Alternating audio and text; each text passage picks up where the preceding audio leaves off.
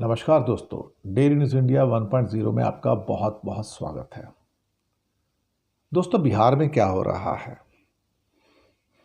पिछले कुछ महीनों से वहाँ पर कुछ इस किस्म का मौसम चल रहा था जिससे लगता था कि इंडिया अलायंस का जो महागठबंधन है उसको जनता की ओर से काफ़ी सपोर्ट मिलती नज़र आ रही थी।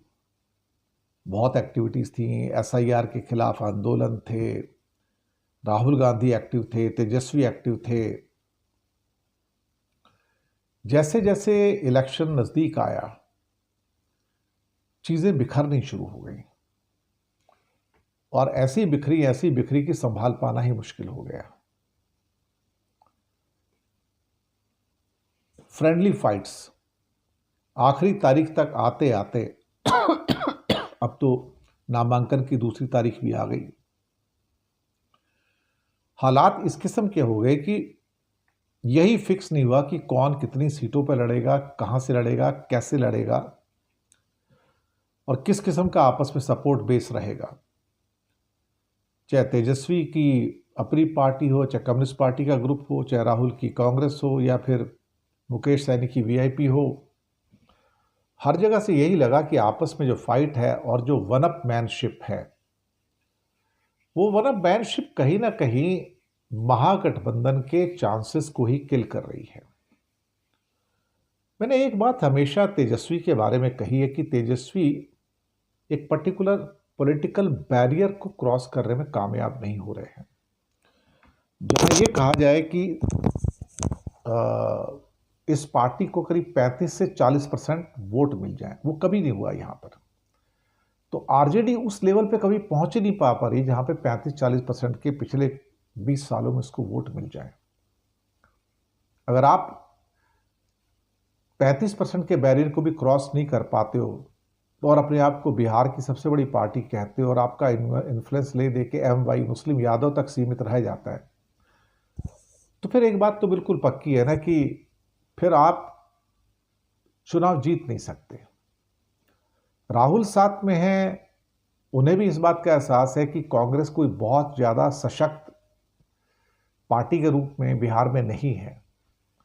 अब करीब करीब 10 सीटें तो ऐसी हैं जहां की इनकी आपस में लड़ाई है।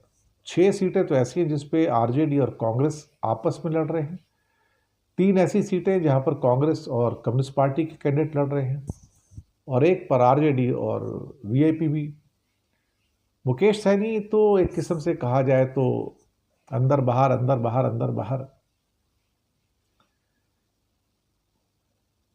जब महागठबंधन बना था और उसके बाद अभी बहुत सारी यात्राएं निकल रही थी बिहार में, तो तब ऐसा लग रहा था कि शायद कुछ महागठबंधन एक अच्छी विक्ट्री हासिल करके बिहार में बदलाव लेकर आ जाएगा।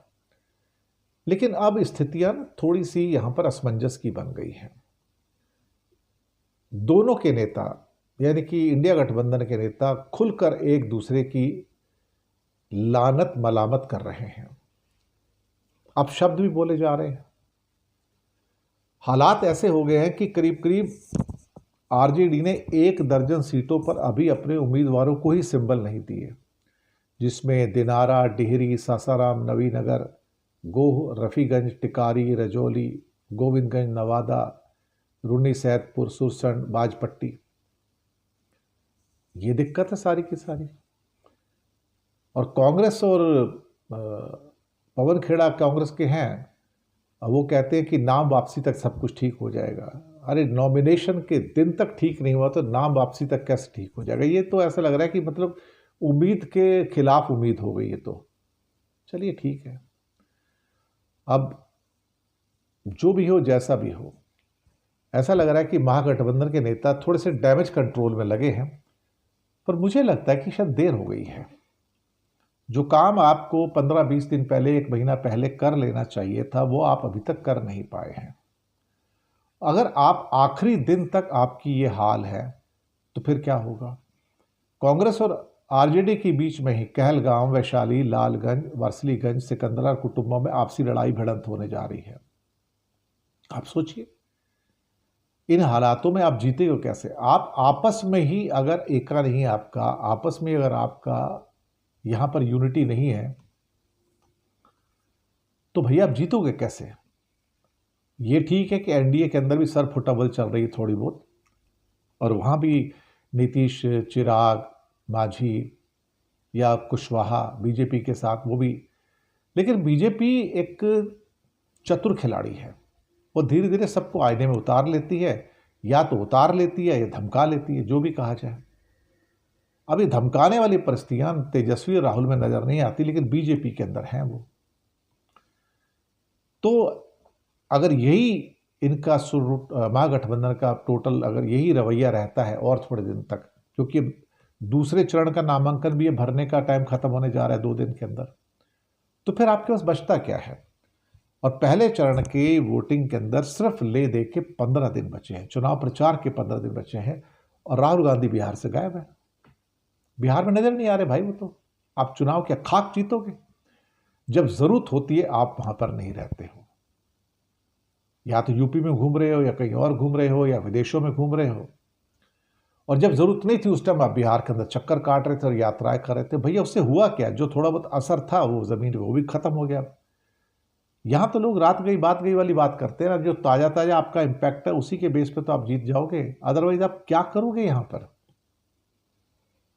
चलिए साहब, कभी कभी ऐसा होता है ना कि महाराष्ट्र और हरियाणा हारने के बाद भी इंडिया गठबंधन को क्या है ना कि जीतने की लालसा नहीं पैदा होती, बल्कि हारने की लालसा पैदा हो जाती है कि फिर से उठाकर प्लेटर के ऊपर बीजेपी को एक और सत्ता फिर से सौंप दो। बिहार में हो सकता है फिर से वही स्टोरी ने रिपीट होगी, जो एक किस्म से कहा जाए कि हरियाणा और महाराष्ट्र में हमें देखिए। कोई हैरानी नहीं होनी चाहिए कि महागठबंधन ने अपने पैरों पर खुद कुल्हाड़ी मार दी है। शुक्रिया।